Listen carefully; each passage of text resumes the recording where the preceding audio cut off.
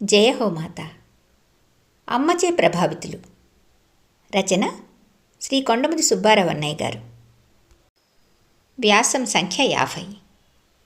అసాధ్యం సుసాధ్యం చేసుకున్న భాగ్యశీలురు. అమ్మ ఒడిలో పెరిగిన వానికి జీవితం ఒక అమృత కలశం. అమ్మ బడిలో నేర్చిన వానికి లోకం ఒక నందనవనం. రామకృష్ణ అన్నయ్య. విశాఖపట్నం జిల్లెళ్ళముడి అమ్మ రెండో నివాసం అని ఎందరికీ తెలుసు? జిల్లెళ్ళముడి అమ్మ పూజామందిరం నిత్య పూజలతో విరాజిల్లుతున్నది. మీరు చూశారా? ఆ దేవాలయం ఆ దంపతుల భక్తి శ్రద్ధలకు నిలువెత్తు నిదర్శనం. ఉత్తరాంధ్ర మాతృశ్రీ ప్రాచ్య కళాశాల పూర్వ విద్యార్థుల అపూర్వ మేలు కలయికకు కేంద్రస్థానం ఆ దంపతుల ఇలాకానే. ఆ ఆదర్శ దంపతులు శ్రీ అయ్యగారి చక్రవర్తి, శ్రీమతి కుసుమక్కయ్య దంపతులు. జిల్లెళ్ళముడి అందరింటి చరిత్రలో శ్రీ అయ్యగారి చక్రవర్తి, శ్రీమతి కుసుమా చక్రవర్తులకు ఒక ప్రత్యేక స్థానం ఉన్నది. వారిద్దరూ అమ్మ భక్తులు, దంపతులు, అమ్మ పట్ల అపార విశ్వాసం కలవారు. భక్తి అంటే ఆ దేవతతో తాదాత్మ్యం చెందటమే. అది అసిధార వ్రతం లాంటిది. అసాధ్యం కాదు, కానీ ఏ కొద్దిమందికో మాత్రమే సాధ్యం. ఆ అసాధ్యాన్ని సుసాధ్యం చేసుకున్న భాగ్యశీలురు ఈ దంపతులు. అంత మాత్రాన వాళ్ళు కష్టాలు పడలేదని, సుఖాలు పొందలేదని కాదు. కష్టాల కడలి లోతులు, సంతోషపు ఆకాశం ఎత్తులు చూపిందమ్మ అని రామకృష్ణ అన్నయ్య తరచూ అనేవాడు. రామకృష్ణ అన్నయ్య అంత కాకపోయినా కొంత ఆ అనుభవాలు రుచి చూసిన వారే వీరు కూడా.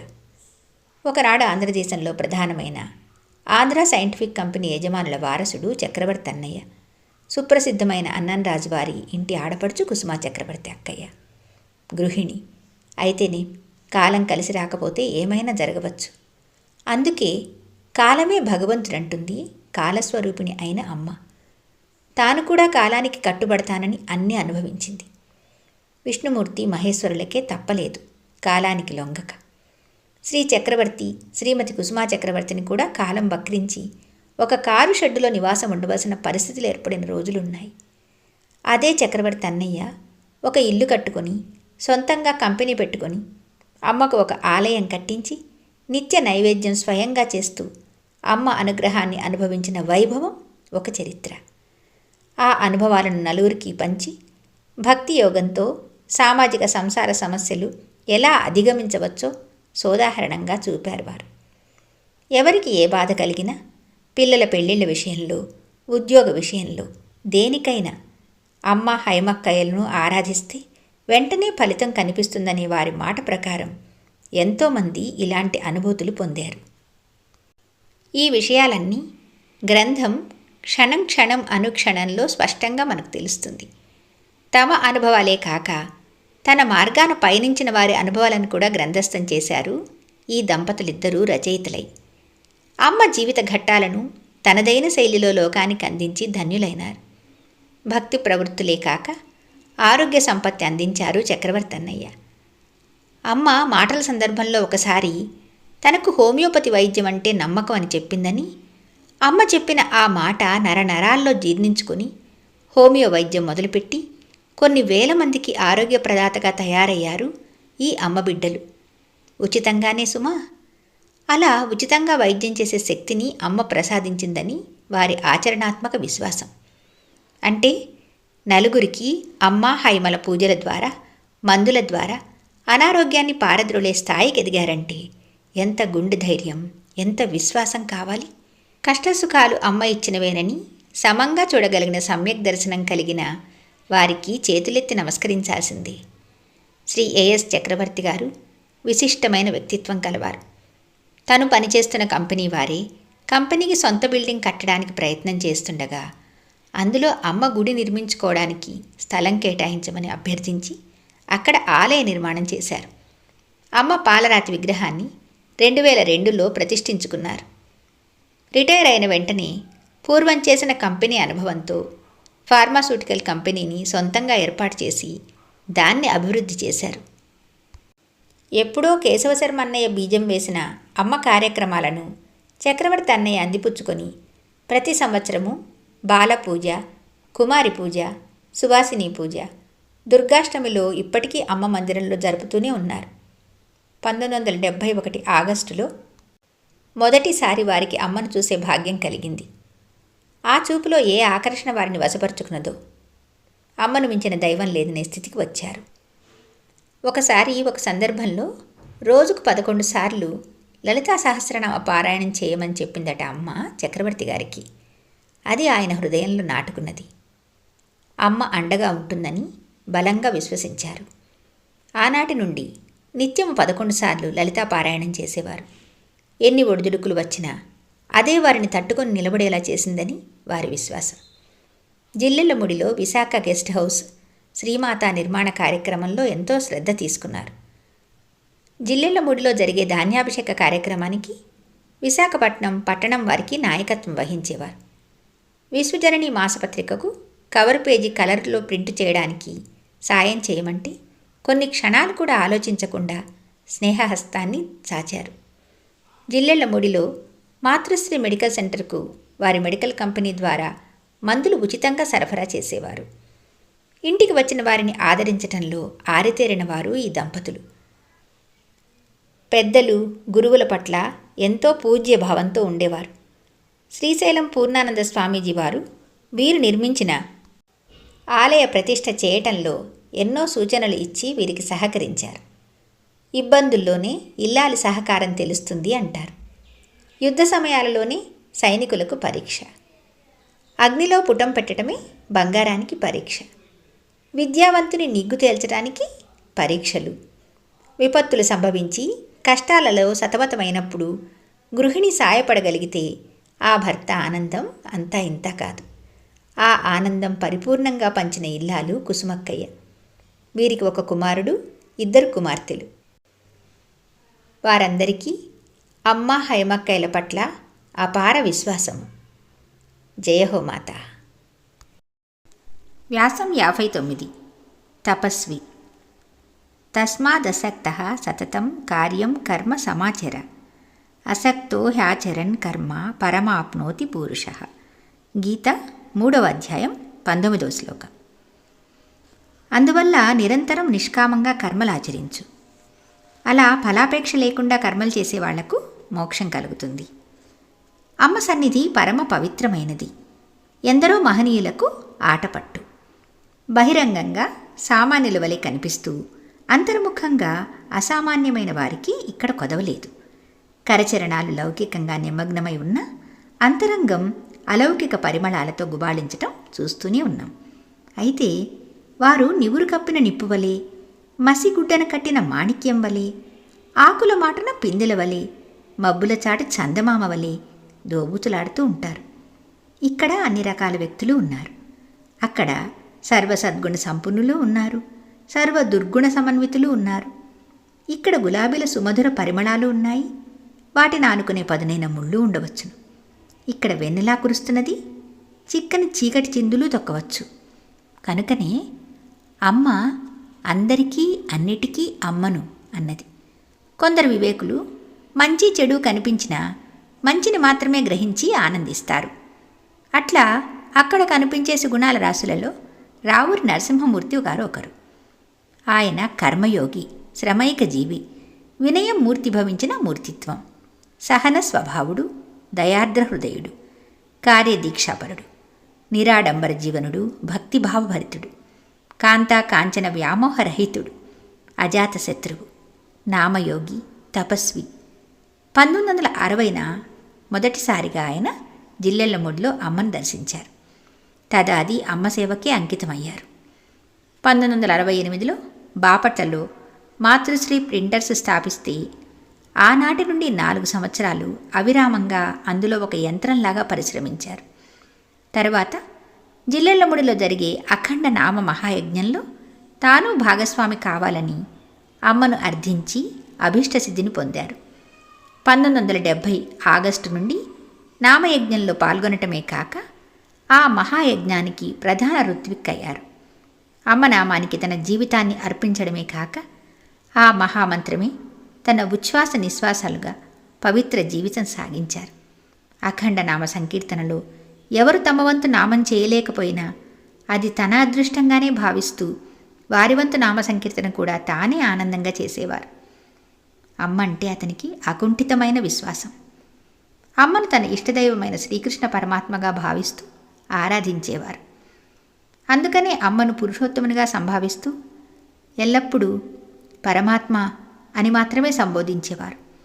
కనుకనే ఏమో జిల్లెలముడిలో గోకులాష్టమి జరుపబడిన సందర్భంలో అమ్మ కృష్ణ భగవానుడే కిరీటధారిణి అయి దర్శనమిస్తున్న దివ్య క్షణాల్లో ఒక్క తాను మాత్రమే అమ్మకు పాదాభివందనం చేసుకునగలిగారు. నమస్కారం చేసుకుని నామవేదిక వద్దకు వెళ్ళి ఆ రాత్రి నామం చేస్తూ చేస్తూ అమ్మలో ఐక్యమందారు ఆ అదృష్టవంతులు. 5 పదులు నిండని యవ్వనంలోనే అమ్మ సేవతో, అమ్మ నామ సాధనతో, సర్వ సద్గుణ సంపదతో, అమ్మ కృపతో జీవిత గమ్యాన్ని చేరుకోగలిగిన ఆ పుణ్యాత్ముడు సర్వులకు ఆదర్శమూర్తి. ఆ సాధు పుంగవుడు ఆగస్టు 12వ తేదీ 1974 సంవత్సరం ఉదయం హైమాలయ ప్రాంగణంలో అనాయాసంగా శాశ్వతంగా కన్నుమూశారు. సేవ చేసినా చేయకపోయినా అమ్మ కరుణలో ఏమాత్రం లోటు ఉండదు. మరి అమ్మే సర్వస్వంగా నమ్మి పూజిస్తే అమ్మ కరుణామృతం ఎంత ప్రభావశీలో సోదరుడు నరసింహమూర్తి గారి కుటుంబం చూస్తే అవగాహన అవుతుంది.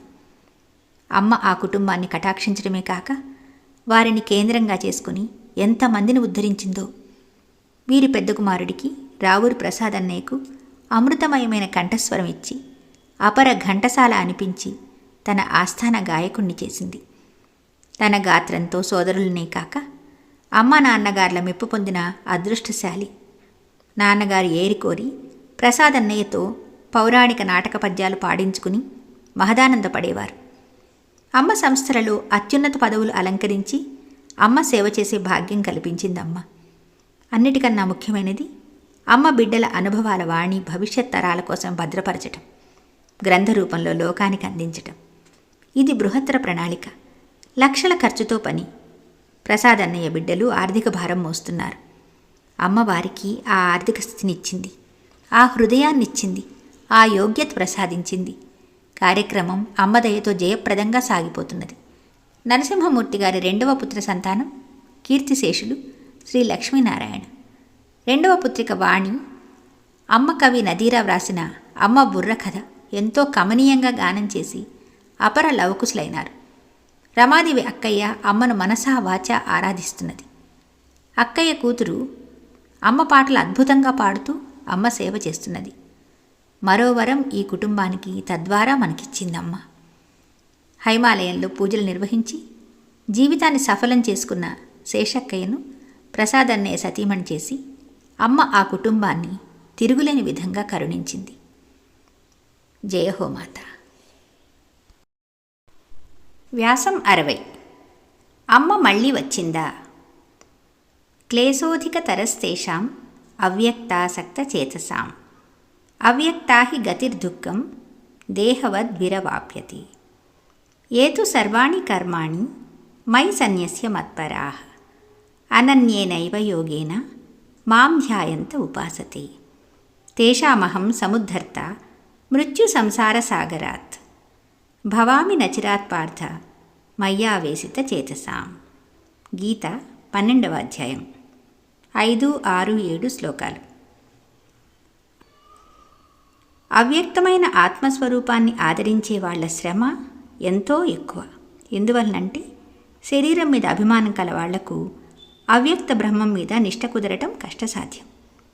సమస్త కర్మలు నాకే సమర్పించి నన్నే పరమగతిగా భావించి ఏకాగ్రతతో నన్ను ధ్యానిస్తూ సేవించే నా భక్తులను, మనసు నా మీదే నిలిపేవాళ్లను మృత్యుముఖమైన సంసార సాగరం నుంచి అచిరకాలంలోనే నేను ఉద్ధరిస్తాను. తెనాలి రామకృష్ణ కవి విరచిత పాండురంగ మహత్య కావ్యంలోని నిగమ శర్మ జ్ఞాపకం ఉన్నాడా? నిగమ శర్మ గొప్ప పండితుడు. అయితేనేం బలహీనతల పుట్ట. దాంతో అనేక దుర్వ్యసనాలకు లోనయ్యాడు. ఆస్తులన్నీ కర్పూర హారతిలా కరిగిపోయాయి. ఉన్న ధనమంతా దుర్వినియోగం చేసి చివరికి అప్పుల పాలయ్యాడు.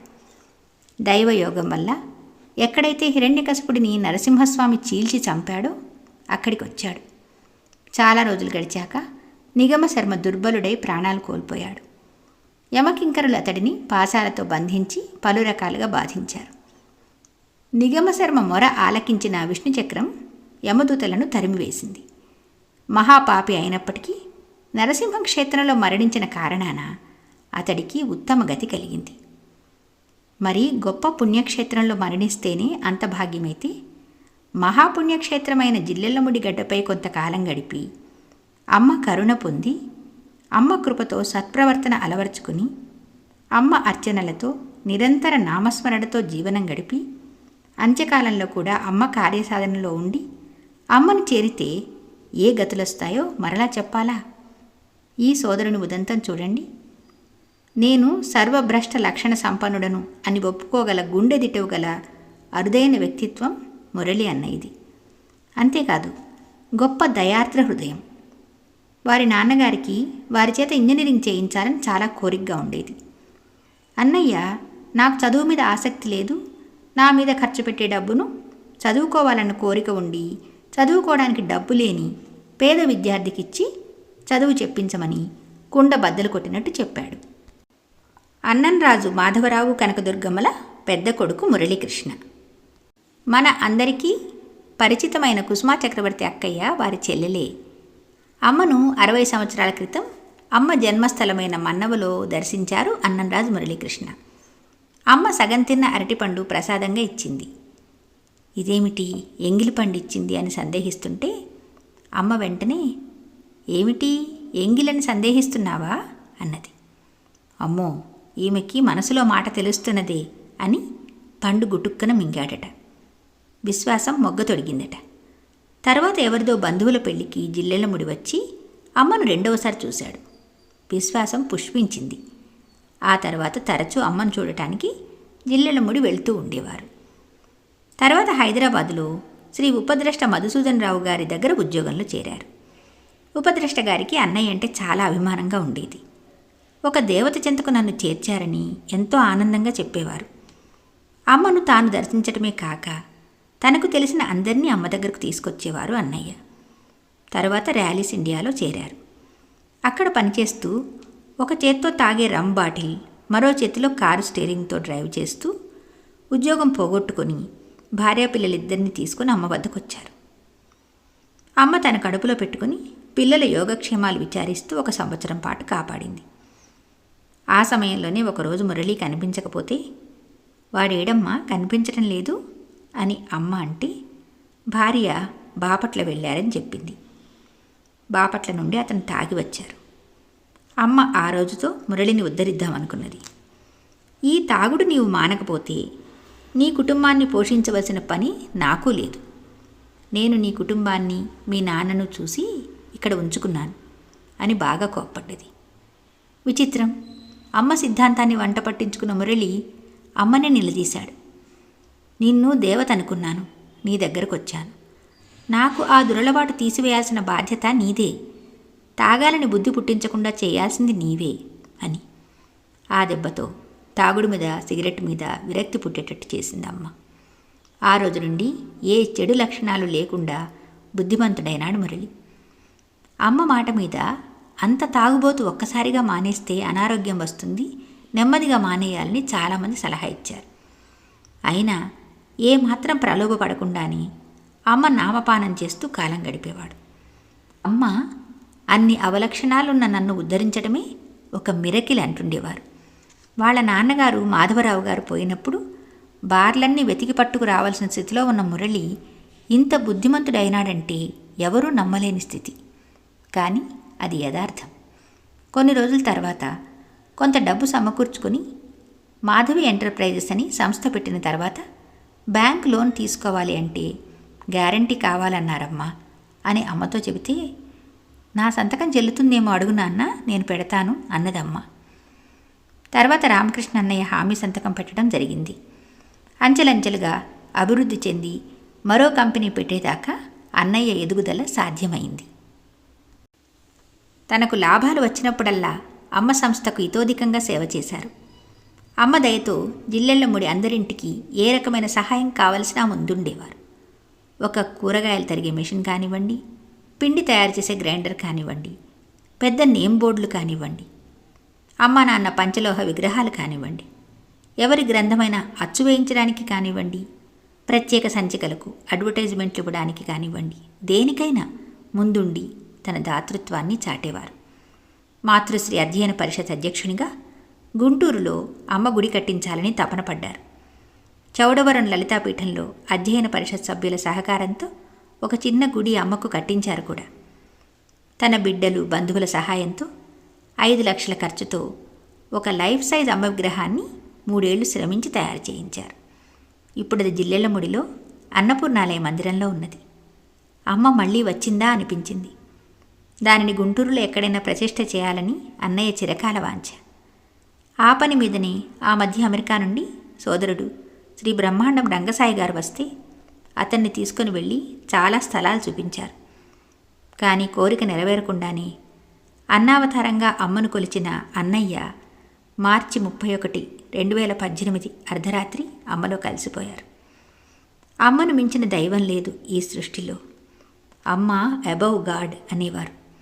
చాలా కాలంగా అమ్మ దగ్గర ఉండి ప్రతి కదలికను గమనించాక ఈ మాట చెబుతున్నానని చెప్పేవారు. అమ్మ అనుగ్రహం ఎప్పటికి వస్తుందో, ఆలయ కార్యరూపం ఎప్పటికి నెరవేరుతుందో, అమ్మ విగ్రహ ప్రతిష్ఠ జరిగి అన్నయ్య కోరిక ఎప్పుడు ఈడేరుతుందో త్వరగా తీర్చమని అమ్మను వేడుకుందాం. కుటుంబం యావత్తూ అమ్మ అనుగ్రహం పొందినవారే. ఇప్పుడు ఉన్నవారు అదే బాటలో పయనిస్తున్నారు. జయ హో మాత.